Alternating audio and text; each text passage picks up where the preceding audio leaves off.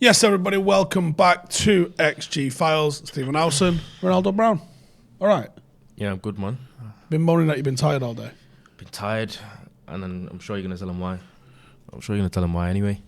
Oh, I'm glad you started speaking into the mic. I was going to moan at you there. Yeah, I know. Listen, it was literally gut instinct. I could sense you about to say it. Because I was looking away, talking. I was like, he's going to nudge me now. Or maybe punch me in the face and then say, speaking to the mic. That's a bit harsh. I haven't done that before. Why are you acting like that's a normal thing? Well, you actually haven't, no. I haven't. No, you haven't. It'd be a bit weird if you did. I know. What sort of a toxic work environment's that? Yeah, this is a shouty work environment. Exactly. It's not a physically violent work environment. Especially, you'd have 2 permanent black eyes if that was the case. Not by me, though. Yeah, you might have. I don't condone violence. So it's been an interesting week. Yeah, it's been very interesting. We did 2 productions yesterday with 5 New Era. Yeah. First one you've probably all seen, or most of you, I imagine, have seen. Really interesting conversation.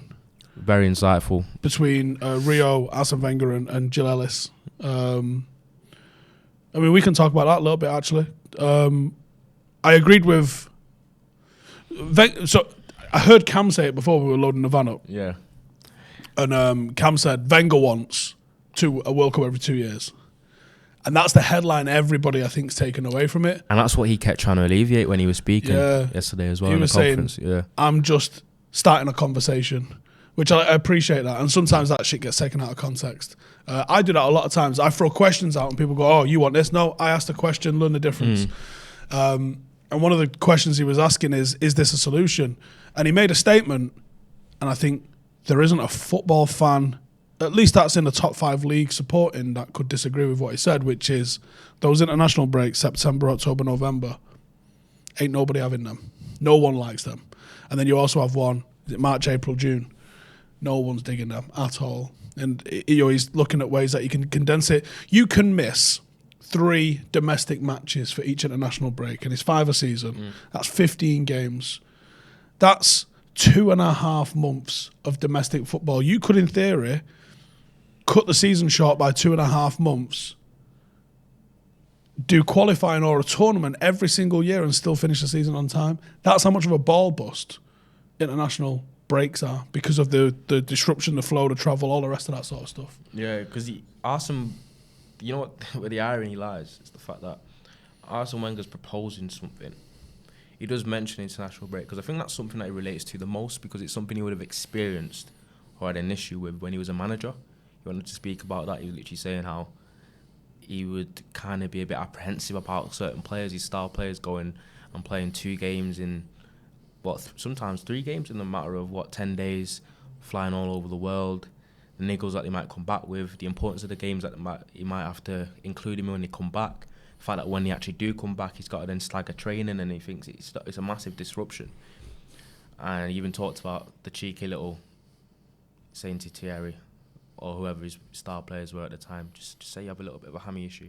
Say, I can't start that game, that kind of thing. But it's like... Which we all knew went on. Definitely Ryan Giggs played in something like 90% of Wales qualifiers and like 17% of their friendlies. So there's an agreement there, isn't there? Look, I'll let you go for the qualifiers. You're not going for a friendly, though. Well, then again, Wenger was saying there's got to be like a relationship between... the coach, the manager, and the national team, and it's not. It does. You don't always have that with every single one. He literally said that he never ever spoke to the Chilean manager, and saying that every time Sanchez left for international break, when he had him, he literally played 90 minutes every game and come back, and his hammy was falling off basically. But when you're talking about, I think Joe mentioned it as well. How many games is it usually with the international breaks annually without the actual big competitions like the World Cup and Euros? It's about 12. 12-ish. Yeah, I think most international teams are playing 10 to 12 games a year. Yeah. And when that gets broken up into those, a lot of the times it goes into those 5 breaks. Obviously, in a tournament, you're going to get an extra 4 to 8 or whatever. You end up, depends where you go in the tournament. But a lot of the time, those breaks, those friendlies, do international managers buzz off that? You get your players on a Tuesday or a Wednesday, you do a day or 2 of training, and then you're just throwing them into a game based on what you saw them do for their clubs under different tactics and circumstances against different levels of opposition. And not only that, by and large, international football's wank. And I mean wank. And we are going to talk about what I've got as a headline behind us in terms of like my dream United management team. That's what we're going for as a title on this. But I think it's worth talking about what we sort of witnessed yesterday and spoke about yesterday in terms of what was going on with Wenger and Rio. And I know a lot of people's immediate headline pushback, like Cam's is, I don't want a World Cup every 2 years. It diminishes it. You mentioned it changes the stats and the metrics for it, which I think you're right on. Yeah. But then you got everyone probably benefits from a change in a system. And I don't necessarily think you have to go every other year, because I think the Euros are just going to stay every 4 years. No. They'll go, all right, we'll go every other year. And then before you know it, you've got a tournament at the end of every season. But I do think if you had your internationals become a post-season thing, then you as an international manager can select a squad of 30. You can train for a couple of weeks like a camp. You can assess the fitness of players and maybe even have a friendly or two as preparation in that. So, but in that, I think, and then select your squad of 23 afterwards. Yeah, I think you did touch on it, but in that, you've got to talk about players always already thinking that there's probably too many games as it is. But with that period that you described to start the podcast of those filler weeks that are international weeks, if you took them away, that's 2.5 months of football. Because when you was first kind of delineating what you were saying now, I was kind of thinking, well, if there's a national competition after every season, what's going to be the kind of the post-season break like for players? Yeah, but then I realised, it's going mental, but it's not. Your season's going to finish like March, early March, first week of March, maybe even mid-Feb. Yeah. So you see even mid-Feb, your March, April and May becomes international competition, which means that maybe June, no one's playing football, everyone's off. Yeah. July 1st, everyone starts pre-season. It might actually work out more efficient to do it than the fractured, fucked up way we've got of doing it now. But I guarantee you this, international football becomes more interesting. I do think they've got to format the competitions differently. I think the way it becomes more interesting is the fact that you don't have these... You need to get closer to that. I think you're way far off it. The way... It's like the interest will come from the fact that you haven't got a majority of club football fans, which is all of us, feeling interrupted by the international football. You got that kind of vibe of not having to pick and choose, whereas your club football season's finished. Done. We won. It's done. We've won. We lost. Argued. We sacked him. We hired now we can focus on the national team. Yeah. We can kind of get on board with it a little bit more. It's like... Because everyone gets into tournaments. And I'm not a massive England fan, but I love tournament football because it's an opportunity to watch 4 matches a day with guilt-free. Do you know what I mean? Yeah. And I love seeing what all these other teams can bring to the party. And I think you would get a leveling up of the competition because they'd be able to work on things better. Yeah. I think they would have a better lead up into tournaments. Like, let's say the tournament can still only be 4 weeks, but if you had 6 weeks pre-prep with your national team before the tournament starts, so you had like last week of March, all of April, and then World Cup was in May, you'd feel better prepared as a team. You'd have better tactics as a team. You might have a plan B as a team. You'd be way more prepared for it. Your national team manager can select a squad larger, 30, 35 people, and whittle it down and only take the ones that are required. What I'd like to know is, this is a question I'd like to have answered, I'm not sure if it's obvious or not, is within this more condensed season with the international breaks taken out of it, and then you have this kind of international competition yearly or biennial. I think it would end up yearly because let's say the World Cup went to every 2 years, your qualifying for it probably happens in your last year's postseason. Yeah. So your whole qualifier group, like your World Cup qualifier, your Euro qualifier, happens postseason at the end of that season. Yeah, because it happens every year anyway. Just push it all to the end of the season. What I was leading on to was about the financial situation with obviously players' wages, bonuses, pay as they play, and I think because the international weeks are kind of integrated within a player's season, they're just still probably getting paid weekly from their salary, football-wise, from their club football. I don't know how club football would restructure it in terms of you're not playing for us March, April, May, June, or whatever, and then think about, are we really going to be paying you for that, or is the international team going to be... Because I don't think they get paid by it. Yearly contracts. Yeah. So if you only sign a 1 year contract, no, but I'm saying that's now. But I'm saying, would that kind of way of working economically and financially with club football kind of be changed?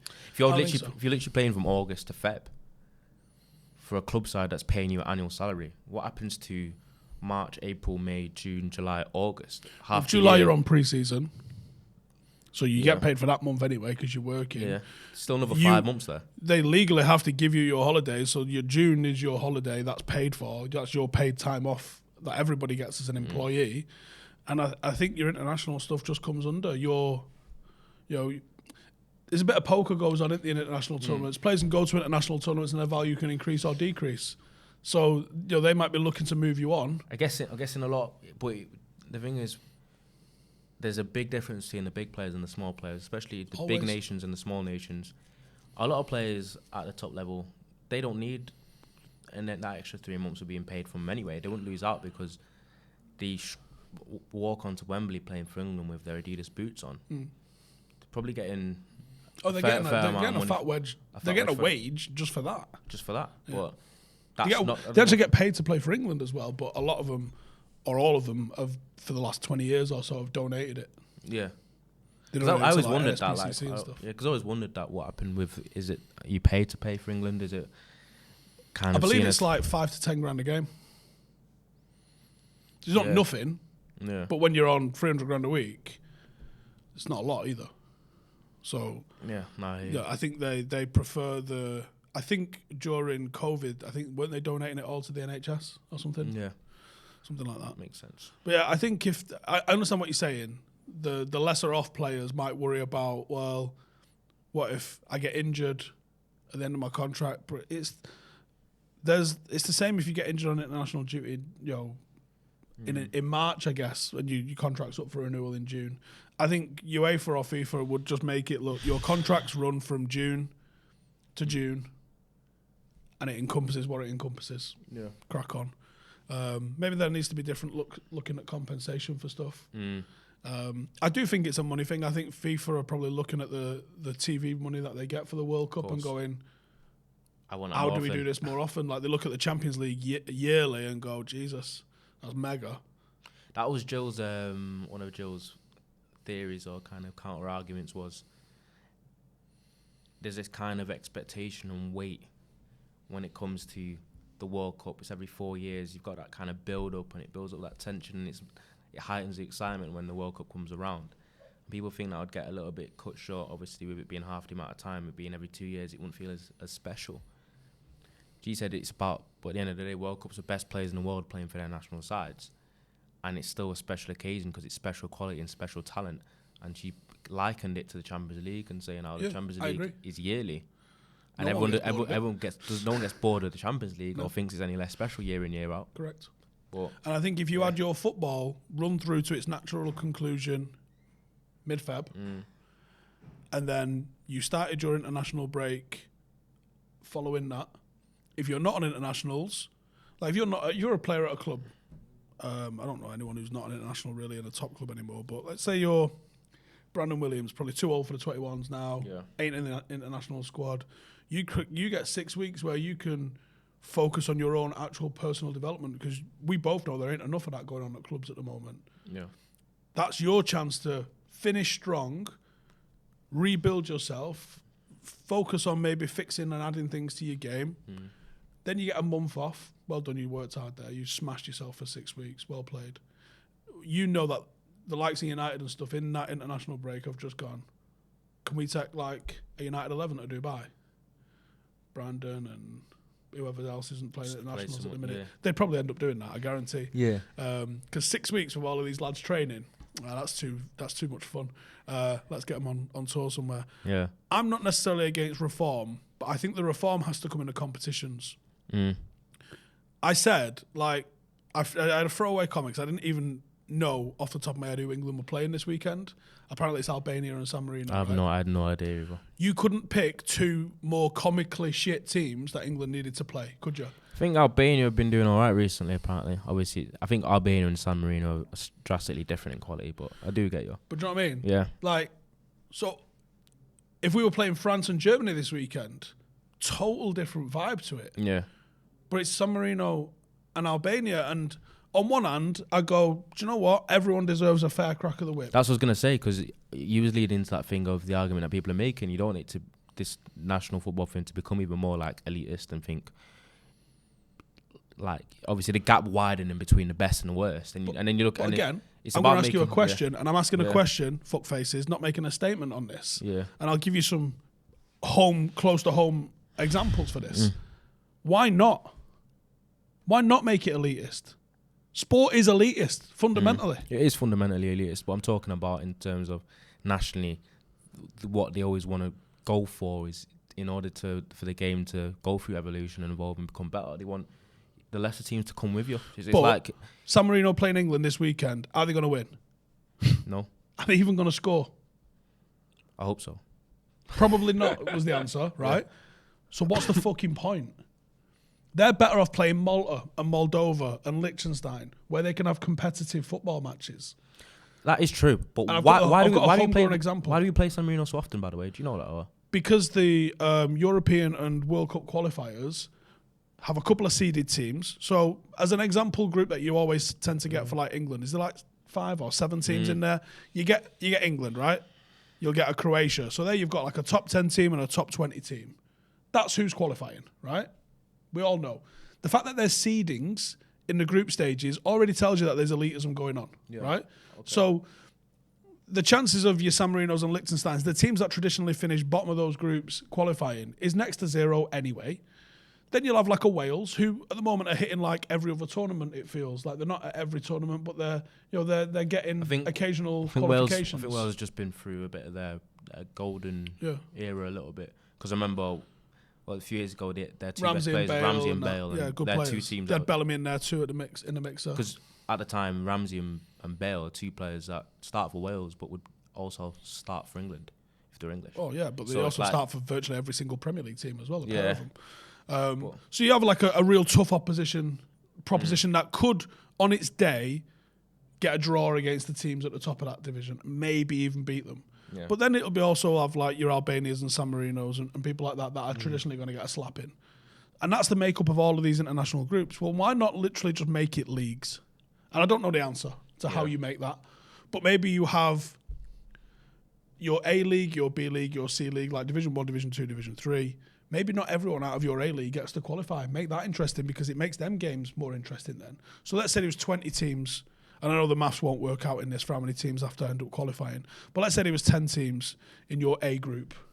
Your England, France, Germany, Italy, Belgium, all of them. Only half of them qualify. Now you're going to have some competitive games. Yeah. But then you make your B League, 2 of you get to qualify. So the top 2 teams in your B League. So even if you're in the B League, you still get to qualify. And you'd be like, well, hang on, we came 7th. Or 11th, whatever it would be, 11th, and we didn't qualify. In the A League, we had to play France and Belgium and Germany and all. You had to play fucking Wales and like Luxembourg. How do you get to qualify? Well, that's the rules. Because you have to tier it. Like, think of this, right? You go, well, you can't have different rules for different things. It has to be a level playing field and fair. Well, it isn't a level playing field and fair. And also, nothing in life's fair, is it, really? The FA Cup. So you played in the FA Cup this year, right? Yeah. What was the qualifying round? 2, was it? 1 or 2? I've no idea. It was really. There's 7 rounds before you get to round 1. Round 1's where all the professional teams come in. Round 3 is where the Premier League teams come in. That's elitist.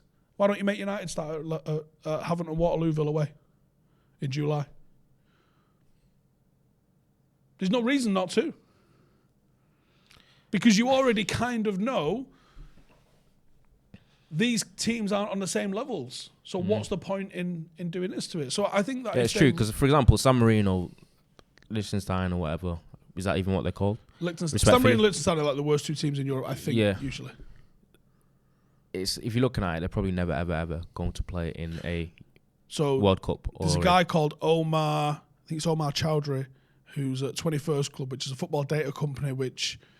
Do you know when people go, I'm trying to find, like, they're a football consultancy, basically. But they're a data company consultancy. So if you're a smart club, maybe like you were Newcastle at the moment, maybe not Newcastle, they're loaded, so they're not going to be the ones. Maybe a Brentford, better example. And they're like, we're interested in trying to find a left-back that's maybe a good standard Premier League left-back, but for like 100 grand. And they'll be like, oh, Moroccan second division, this kid. Like, they've got that data. It's like the Football Manager Scout, essentially. They've got all that data, constantly evolving and ranking all of the different teams and players around the world, and they'll find players that are playing better than their level, and they just try and find clubs and move them on, and I think they get commission and things like that and consultancy fees to facilitate that sort of stuff. Someone asked him on Twitter the last time England played San Marino, because this whole conversation came up about how good San Marino are, and I half jokingly said, I reckon they're probably paddock level. And then that Omar Chowdhury said, they are, their ranking system only goes out to level 6. We're level 13. And he says they are further away from level 6 than level 6 is from level 1 Premier League. Okay. Technically, they are worse than paddock level. So if I was to throw this example at you and say, right, so the Manchester FA has about 7 FA Cups, right? The Manchester Senior Cup, United and City put their under-23s in it. They'll play against Oldham and people like that. And that's the Manchester Senior Cup. Then you have the Manchester Premier Cup, which is like your Curzon Ashtons, formerly Droylsden, FC United, them sort of guys. Then you have the Manchester FA Trophy. That's what we're in. And that's the next level down. And that is your Dentons, your East Manchester, Paddock. So it's the 3rd tier FA Cup in Manchester. Yeah. And then they have there's 2 more below that, I think, that I've got. I think one is the Gilchrist Cup as well. But basically, the Manchester FA has tiered cups. Why don't they just have the Manchester FA Cup and go, hey, Paddock, you're in with Stockport, Oldham, and Manchester United? Because we'd get fucking 27-0. Yeah. But so I'm saying is this elitism and this tiering of stuff already happens in football. Why doesn't it happen in international football when provably people like San Marino are non-league level? In a way it does, because you're talking about the seeding of the teams. That's why they get put in the groupings. With San Marino being further away from level 6, could probably see that. I'm not sure. So I'm not sure about them being Lancashire and Cheshire Football League. Why? Level. It's a population of 34,000 people. It's like if Oldham decided it was its own national team, how good's the Oldham national team going to be? Because it's got more than 34,000 people. That's it. It's a small little gaff in Italy. That's it. It's a tiny little spot in Italy. And this is the argument a lot of people have is, well, it's international. Yeah, but technically yes, but realistically no. Like, it isn't international football. It's a declared national state. How many professional footballers did they have in the squad last time? Was it like 2 or something, and one of them's keeper? Or yeah. And the rest of them were like kind of semi-professional footballers around Europe. Yeah, the highest level one of the guys was playing at was the equivalent of League 2. Yeah. But then a lot of them were Saturday League footballers. Crazy. Put it this way, Curzon Ashton are going to smack up, without any sort of like irony or sarcasm, Curzon Ashton are going to smack up San Marino. FC United are going to smack up San Marino. Ramsbottom are going to smack up San Marino. You're probably better than most of the players, 90% of the players who play for San Marino. This has turned into a San Marino slander. It's not. It's just it's an explanation of the realities of international football. If you play for American Samoa, they've got like 22 footballers. That's it. Like, oh, he got injured. You're playing today. I'm 85 years old. No matter how bad you are, if you are playing for American Samoa or playing for San Marino, you can say I'm an international footballer, and nobody can take that away from you. You know, you can buy passports. You can buy citizenship. I didn't know you could buy for about a dozen countries around the world. What, is that on the dark web? No, that's like legal. You could probably buy all the passports on the dark web, but you can buy citizenship legally from about 10 countries. South Africa's one of them. I don't know who the other ones are. Reeks of desperation, that. It does on some countries, yeah. But I wonder. I mean, I know when I went over to Bahrain, there was a lot of Dagestanis and people like that were getting Bahraini citizenship to do sport for them, wrestling, MMA, that sort of stuff. So it depends on what you want to do, innit? Yeah, it does. Isn't it? It's an interesting debate, though. It was a good topic to listen to. I'm not sure how feasible it's going to end up being. Change, evolution, things can be adjusted. It's football. It's just life in general, but it's not a decision at the moment. It's obviously a proposal, and we see how it kind of moves forward. But in my personal opinion, I'd too used to it being the 4-yearly thing rather than it being biennial, because it's that weight. I think I talked to you before the podcast about the statistics and how it will historically change them. Yeah, people in new generation can the stockpile. amount of goals that you've got at World Cups. The amount of goals that you've got, the amount of World Cups you've been able to attend. I think that's something that the amount if you play at 4, that's huge, isn't it? Yeah, it's huge. It's like 16 years worth of, because it's an indication that you've had longevity and you spent 16 years at the top of your game, basically, to be able to make it nationally. Stuff like that will be adjusted, but because it's a little bit like the NFL at the moment. The NFL just went from 16 games a season to 17, and that one game extra is going to skew the stats. It's going to skew stats in the season, and touchdowns in the season, receiving yards in the season, and in a game like that where it's so physically demanding, there's been a lot of backlash on it, saying that you shouldn't have had the game less. But that's the same excuse. That's the same debate people have been having with the football thing. More international football, more competitions in the summer. Is it going to be more physically demanding? But I think bigger squads is one example for that. Because it's true, when we talk about international week, isn't that only championship up? That gets paused for it, yeah. That gets paused for it, exactly. There's a lot of football that carries on as normal, so we got to think. We're playing Saturday. Exactly. So if now that I think about it, it's not even like an entirety of football thing that we're talking about. We're just talking about the top level. Yeah, top 10% probably. What percentage of Premier League players go away on international break? That's something to look into. Not all of them. Yeah, certainly not all of them, but just majority of big teams, isn't it? But anyway. Right, before we go any further, this is brought to you by the absolute lads at Manscaped. And if you saw the thing that we wouldn't read out, well, Ben Foster read it out, the absolute lunatic. So if you want to go and check out the Fozcast, go and see what he wouldn't read out. But anyway, this is brought to you by the good folks at Manscaped. And ho, ho, ho, gentlemen, the holidays have come here early at Manscaped, the leading men's hygiene brand. And they've just launched new products, including their all-new premium, ultra-premium body wash, 2-in-1 shampoo and conditioner. Not only can you shave your spuds now, you can wash your hair and wash your body. And you can give it yourself, or you can get it someone who needs it. Give the gift of beautiful hair and balls this season. Go to manscaped.com, use the code XG20 for 20% off and free shipping. Like I said, look, it's Christmas time coming up around the corner. If you don't act now, what's going to happen is you're just going to have to go shopping at the Trafford Centre on Christmas Eve. You done that before? Never. It's an ordeal, honestly. I'd rather be back in Afghanistan than doing that. Yeah. But 20% off and free shipping. XG20 is the code. That's XG20 at Manscaped. Look, if you've ever seen any podcast, you know what this is all about. It's got awesome little clippers for your spuds. You know they've got really good technology in there. You get a set of boxes that they're sick for the gym, aren't they? Yeah, That's my go-to gym boxes. Yeah, really comfortable, really smooth. 20% off and free shipping, the code XG20. Go and get in the mixer with it. You'll thank me later. And if you like me and you're like, I don't know what I'm going to buy someone, get Manscaped. Do you know what I really like though from Manscaped? I like the man bag. It's not bad, that is it? I used it yesterday. Great man bag, great material, good Use space. Use it for your wash bag, yeah. Use it as a wash bag. Great leather. I literally said to someone at a football club, that sounds like Schmanited, I can't believe you haven't even spoke to these guys about sponsoring you, because they do it.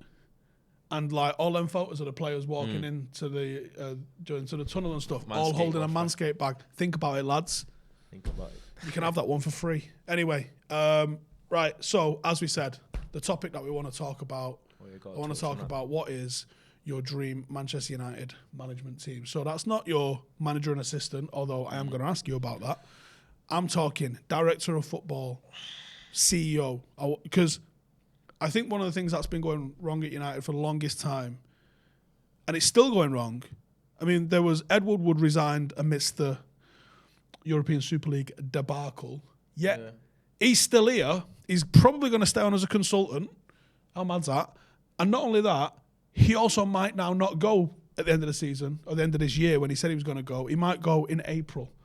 The guy's just making it up as he goes along. But one of the reasons why maybe Ole hasn't been sacked is this. Because who's the CEO? Is it Woodward? Is it Richard Arnold, who's supposedly the guy that's taking over for him? Who's making decisions? Is it them? Is it Murta? Is it Darren Fletcher? It's a fucking mess, Ronnie. It's a mess. You know what? Are we doing it like as a little listing thing of directors of football downwards from management staff to higher up in terms of dream United management team? obviously we're going to be quite realistic with it. Or, Here's what's just happened. Or can we be a bit Here's what's just happened. fantasy-like with it and be like... Elon Musk. Yeah. Not Elon Musk. Jeff Bezos' missus. Stares at me like she's staring at she's giving you them eyes across the bar, and she's gone, listen, one night with you, Ronaldo, and I'll get you anything you want. And you've gone, listen, the only thing I want is the Glazers out of United. And she's gone, okay. One night with you. That would generally be my response. One night with you, and I will buy you Manchester United. And she said to you, though, on the condition that you give it back to the fans. And you've gone, I'm there for you. I'll do that. So you don't monetarily gain out of this. She's getting the Glazers out of United. It's cost her $5 billion. She's still got like 137 left in the bank because she's fucking loaded. And you go, my club, there you go, give it to the fans, Must and whoever, whichever fans group's going to work out a membership scheme, and we're going to have it like Germany where it's owned by the fans. That's your thing. But before you go, you need to stick a CEO and management team in place. Go. CEO, I'm taking finger off Ajax. Edwin. Same. Edwin van der Sar. There's no argument here. That's exactly no what argument. I'm doing. Get your arse back to United and CEO this absolute calamity of a football club at the moment, because he's doing absolute wonders at Ajax. I know people talk about it being skewed, about them being almost monopoly-like in terms of their power in Dutch football or the Eredivisie, but I'm talking, there's still decent other teams in there. I think PSV, they are also FC 20, well ran in and of the fact they're just very well run. That's what I mean. Regardless of competition or whatever, they're really well run. They've been like that for years. They've got a staple identity and way of doing things, and it works year in, year out, year in, year out. And I think the only reason why they have been a bit less of a European superpower as they was when in the early days, obviously not when I was born, obviously, it's just purely financial, probably. I don't know. Well, in the 70s, they had obviously had the 60s and 70s. They had Johan Cruyff. They had the Louis van Gaal side, which was done with a lot of homegrown talent from Edgar Davids, Clarence Seedorf. You had Daley Blin's dad, Danny was in the team, Michael Reisiger. Hell of a football team that Louis built there. Van der Sar was a European Cup winner at Ajax in that team. But Johan Cruyff's fingerprints are all over that. I mean, Johan Cruyff's a fascinating character. And I think the fact that you can bring in a little bit of that identity. And with Edwin, it is a shared identity with United because he's lived it, he's won things here. And he's not just played for us, he's won the fucking Champions League. And I know there's a lot of, because I think United are peak at the moment, loving the sentiment. That's basically what enshrines. Do you know what though? If I said to you, like, who's the best run couple of clubs in the world, you're going to say Ajax and Dortmund. Ajax and Munich, I would have thought, probably. Yeah. If they're not, they're in your top five. I say Dortmund are relatively well run as well, but probably not Munich level. But they're in your top 3 or 5, I would have thought, Munich and Ajax. Well, they're literally ran by ex-players. The difference is, it's not necessarily about just having people around for sentiment. Yeah, it's having people who know what they're doing. Football people. Ajax have got football people. Exactly. So you need to combine the two. Football decisions. That's what you need to combine. You can have the. I'm all for having the ex-players, the players that have lived it, breathed it, won things. They've got the DNA. They know what the club's about. But you also need to know there now. But it's still Woodward making fucking decisions. Yes, but they need. You also need to, at least, as you said, be a footballing person in terms of knowing what the fuck you're doing in the job and in the role. I mean, I had this conversation with Rio yesterday, and we was talking about David Dein at Arsenal.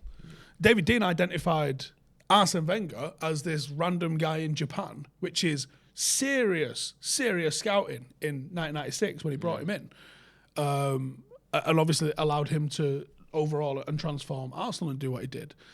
And he was like, yeah, but David Dein wasn't a football guy, because we was having this conversation about football people and that. And he was like, David Dein wasn't a football guy. I was like, no, but he hadn't played football, but he was a football guy. Like Martin Edwards hadn't played football, but he was a football guy. Martin Edwards was a serious chairman for United. Obviously stepped aside, sold his shares, and then the Magnier, McManus and the Glazers and all the rest of them bought all of the shares off him. But he was a serious football guy. You don't necessarily. David Gill wasn't a football guy, but he was a football guy. Do you know what I mean? Like he understood the game. He didn't necessarily play it. Ed Woodward is a fucking rugby union guy, I think, and a banker. He ain't a football guy. He isn't at all. He's banker in it. And that's why Edwin, as CEO, making those decisions, he went to university. He obviously got a lot of life experience. He's got experience running a very big club in the grand scheme of things in Ajax, but Manchester United is a behemoth. Who's their director of football at Ajax? Is it? It's Mark Overmars and Overmars. I think Dennis Bergkamp's involved somewhere. Yeah, I thought it was Overmars. So when I'm thinking director of football, we mentioned CEO, director of football for United, it's a little bit more of a difficult one. But if I'm keeping up the tradition, I think this might be quite a controversial choice. If I'm keeping up with traditions of being a football guy, but feeling like someone would get the job done, I might be going into the realms of a little bit more fantasy here, but Roy Keane. Interesting. You see, Rio put himself up for director of football. No, I was literally gonna say Roy Keane. I was about to then go on with monologue and say all Rio Ferdinand. Rio's having himself a director of football. Yeah. You see the interview with Laurie? Yeah. I think he's like, I'd be fucking unbelievable at it or something Yeah, like that. I think that was I was generally going to say Roy Keane or Rio Ferdinand for director of football. Because I'm not too familiar. I know there's really good directors of football across Europe, but I don't know if you're gonna do well enough to take good directors of football off clubs that are doing well. But if you're looking for someone that isn't now in and now anyway, and I'm not saying to be in a position like that for United, you'd necessarily have to be an ex-player and just have that kind of thing hanging over you. If you're good at the job, you're good at the job. I just feel like them two would be pretty good choices. Yeah. Yeah. I see Rio doing bits. Obviously, he works for an agency, New Era, and he does consulting and he does player liaison and mentoring. And I can imagine he's a brilliant mentor for some of the players that he has.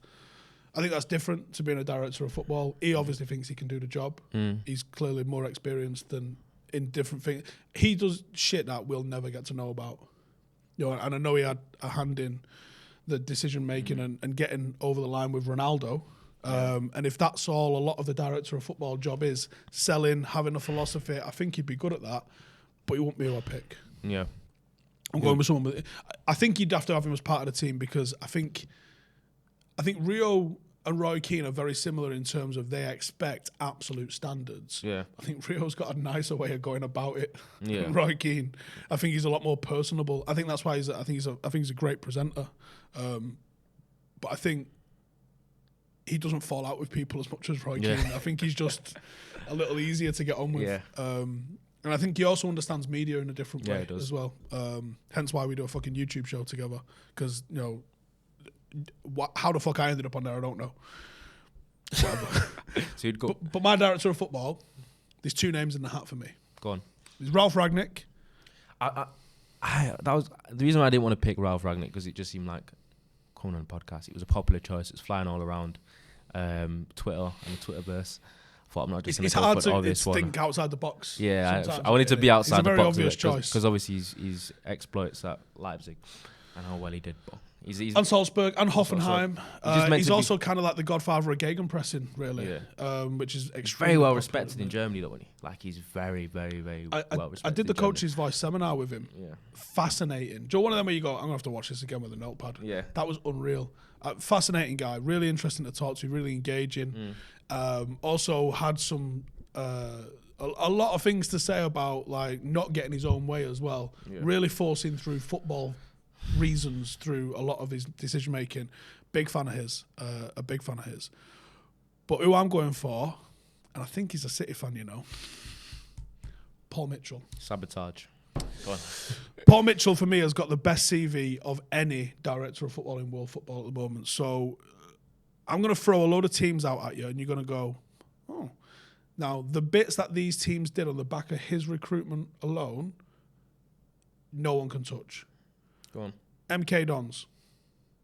The likes of like the uncovering of Dele Alli, I think was under his. I might be wrong on that one, but essentially MK Dons cut his teeth at MK Dons. They went to Southampton, was responsible for a lot of their early recruitment and identity building. What, like Oxlade-Chamberlain? I think, I'm not sure what time. I'll get the timeline up here from him of where it was. Recruitment career. So here you go.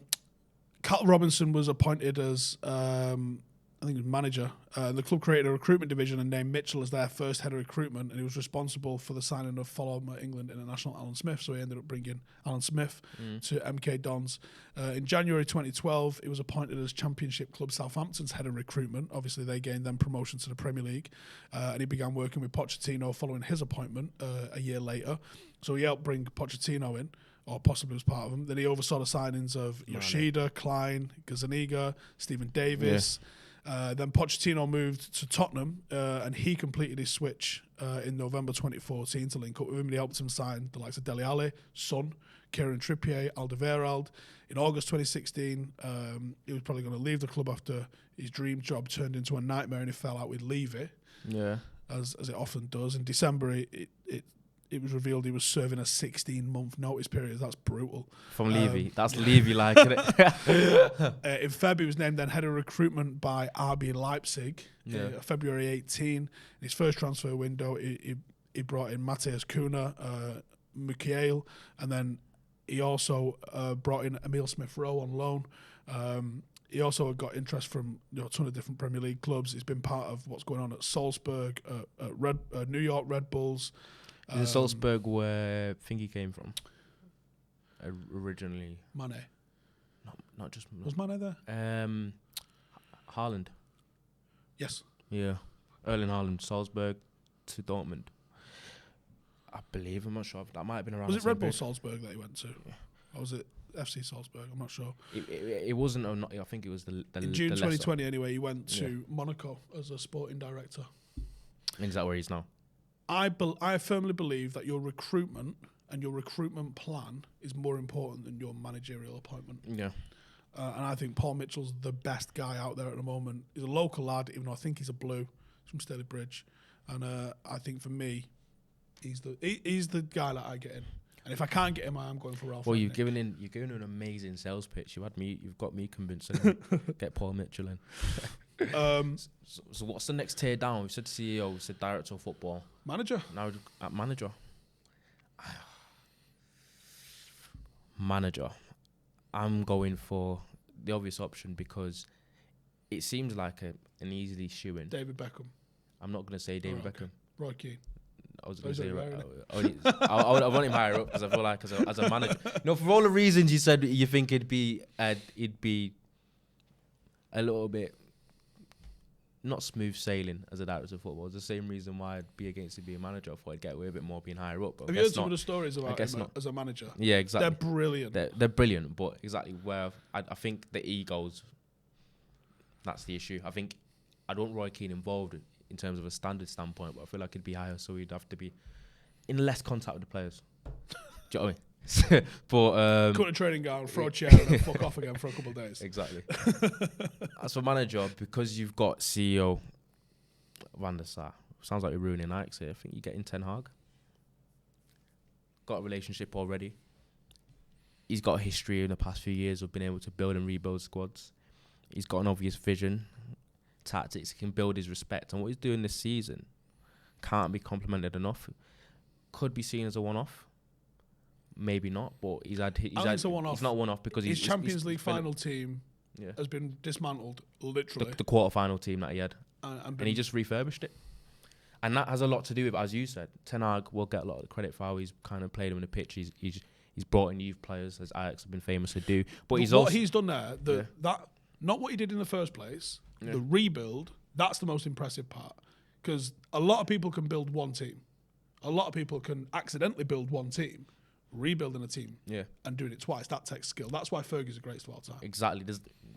There's like a 7 or 8 man list of the team that Ten Hag took to the quarterfinals of Ajax that were then sold, of starting with De Ligt and amongst others, and he just managed to kind of rebuild and still have the same level of success. And you see the way they're playing now. They're arguably the most patience involved there, though, and they can get patience because even a substandard Ajax is competitive in Holland. Yeah, it's not going to be 10th in a rebuild. It's still coming first, second, third. No, I do believe that, but you got to also think how much a lot of what Ajax do in terms of being successful. I think people are more impressed with how they're performing in the Champions League because that's obviously the top elite level of competition. Smacked up Dortmund. Exactly, rather than what they're doing in domestically, because you expect that. So people are looking at more, thinking it's not just a random. It's not like a random occurrence. It's not an anomaly. Fish in a small pond. Yeah, because they're actually doing it It's a big fish against big teams. They smashed Sporting Lisbon as well. They smashed Dortmund. I think they smashed other team that they played as well. That'll be what gets him an enormous job. But I like the principle in the guy that he's like, I'm not going to break a contract. Certainly not mid-season. Yeah, so exactly. He's focused, and I think he's deserved the ability to go. Fergie bounced in November. Yeah. Just saying. Yeah, I know. But he deserves the ability to. Well, not deserves the ability. He's got the ability. He deserves the opportunity. Pick up a league title. Yeah. Got to pad them stats, mate, for when they start comparing you to everybody else. Yeah, it's true because when he's coming for contract talks and he's sitting down, he's like, I don't have. I've won 3. I don't know how many he's won, but let's say it's 3. I've won 4. 4 looks better. 4 looks better, innit? Can add an extra. So you're flying the flag for Ten Hag? I'm going Ten Hag. Just to be different, and because I just want a different name in the conversation. You know what? Ten Hag's on my list. He might even be top of my list. Yeah. But let's say I can't get him because let's say this happened this week and we got to make an appointment today, and he's already said no.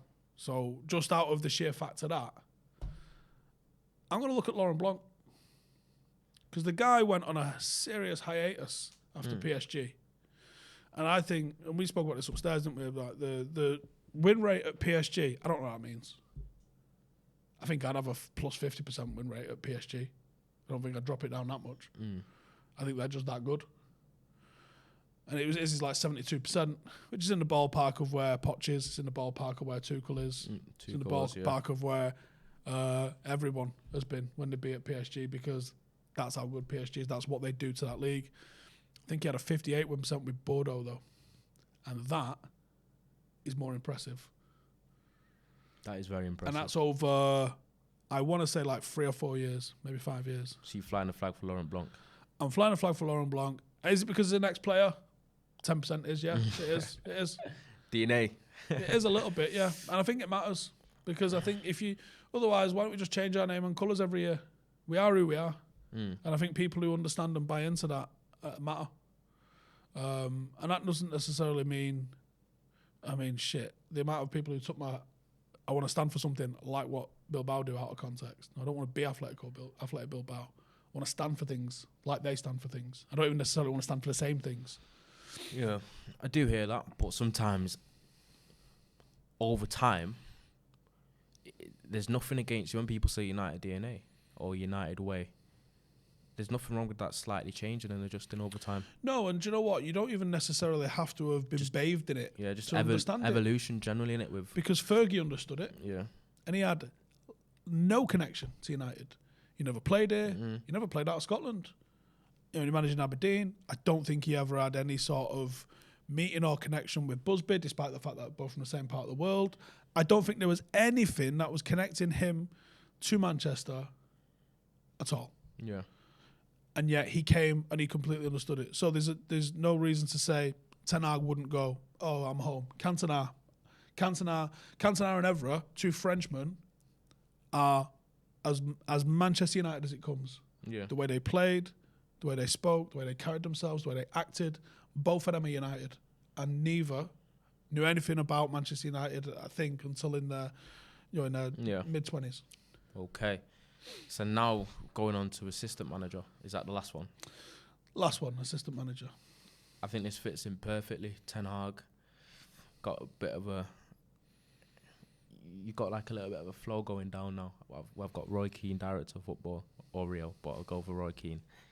And then as a CEO, Van der Sar.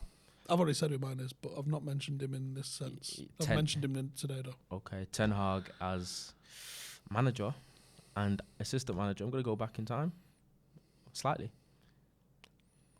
Pre-United. Well, not pre-United, but it's been United before. And I'm going to go for the return of René Mullerstein. Nice. Dutch connection. I like that. I think Ten Hag and René Mullerstein's pretty powerful. I think the assistant manager's got a lot more admin jobs and a lot more of a counselor job. Yeah, I'm when I say assistant, I'm talking about like coach as well, first team coach kind of. Yeah, I think I'd have René as part of my first team coaching staff. I can't breathe listening to Rennie. It's like I'm trying to process and remember everything he's fucking saying all at once. I definitely like him as part of the staff. He's so impressive. I am going back United DNA. I think I know what you're going to say. Who? Kairos. No. And he's about the same age as Wenger, I think. Is he? I think so. Jeez. He's fucking double old. All right. Pension's already landed.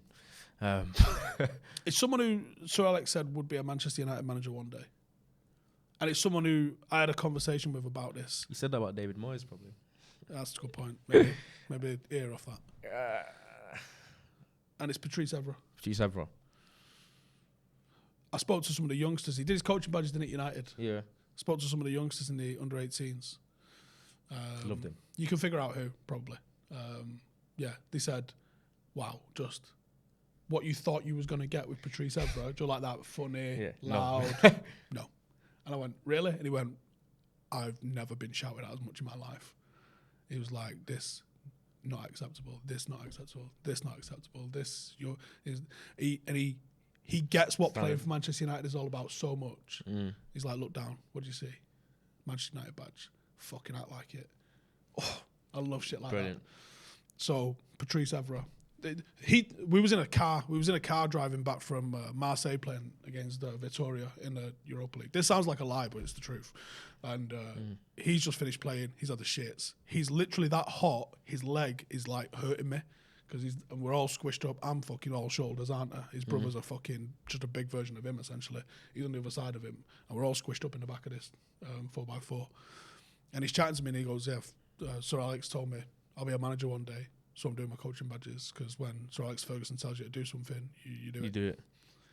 And there was such a serious tone in his voice, the way he said it. I was like, ooh. And obviously he's done it. He's completed his, I think he's up to his pro license or his A license now. He completed that with United's under 18s.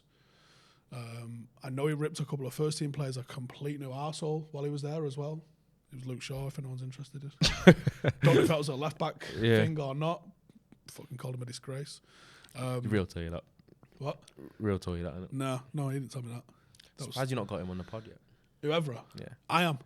He told us he would do one like 4 years ago, just not happened. We'll get him on. Yeah. But the conversation, I mean, one of the favourite things that he said, because there was a rumour flying around at the time, which was Evra had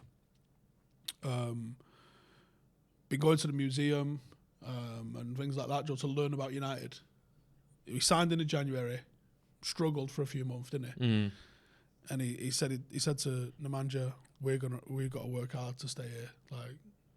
And he said they both got to work and shit. They both ended up doing pretty well. I think it's fair to say. Yeah.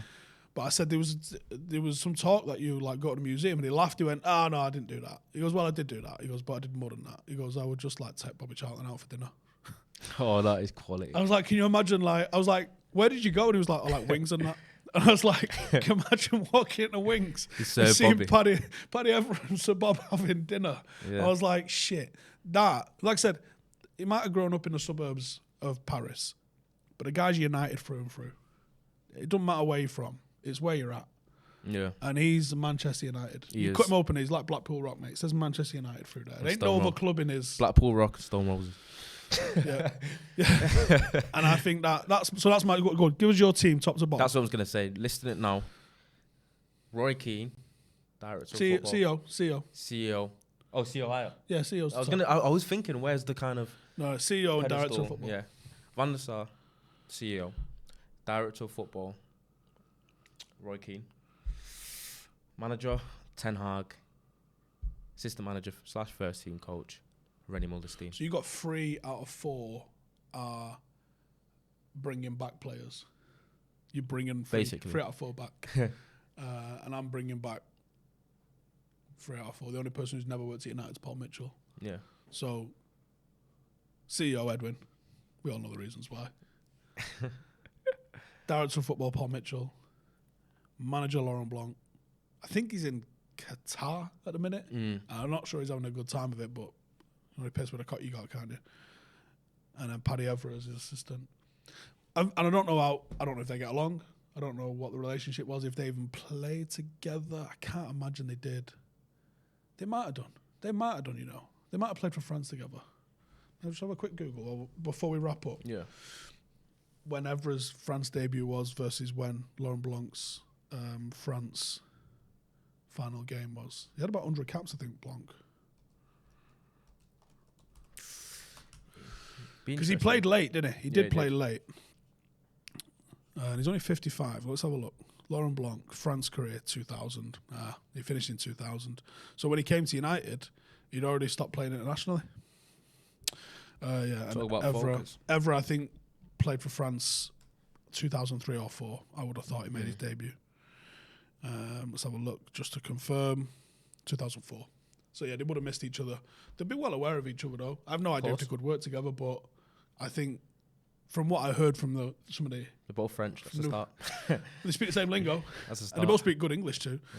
Yeah. From what I've heard from some of those academy players, they were just like, wow. He said there was times he was funny, very lively. He said there was other times he was just like, whoa, like you're just a whirlwind. And I love that because you have to approach days differently. You know, I think Solskjaer and Mourinho probably both sat on extreme ends of the happiness and like joyful factor. And I think Solskjaer's gone too far trying to be nice and liked, and Jose went too far trying to be a twat. And I think they've both missed where to be. And I think you can be both. I think I think Fergie was like that father figure, very protective, very loving, really attentive, knew when to give people the right time off and take them out of the team, but also would rip your fucking skin off if he didn't think you were trying hard enough. Need the mixture. So I think you've got to balance it, and by the sounds of it, Evra's got that mixture. Yeah. So yeah, so my team then: Edwin van der Sar, Paul Mitchell, Laurent Blanc, Patrice Evra. Edwin van der Sar, Roy Keane, Ten Hag, Randy Mullerstein. 2 very strong teams. Let us know in the comments who gets your vote and who's going to sacrifice themselves to Jeff Bezos' ex-missus. And before we wrap up, make sure to go and check out in the description or head over to manscaped.com, code XG20. Look, you go, I don't know what I'm going to get whoever for Christmas. Now you do, yeah? Just go and get my Manscaped. Go, there you go, sort your balls out. Happy. Cheers for tuning in. Make sure to subscribe. We'll be back tomorrow with something else. I don't even know what it's going to be yet. In a bit.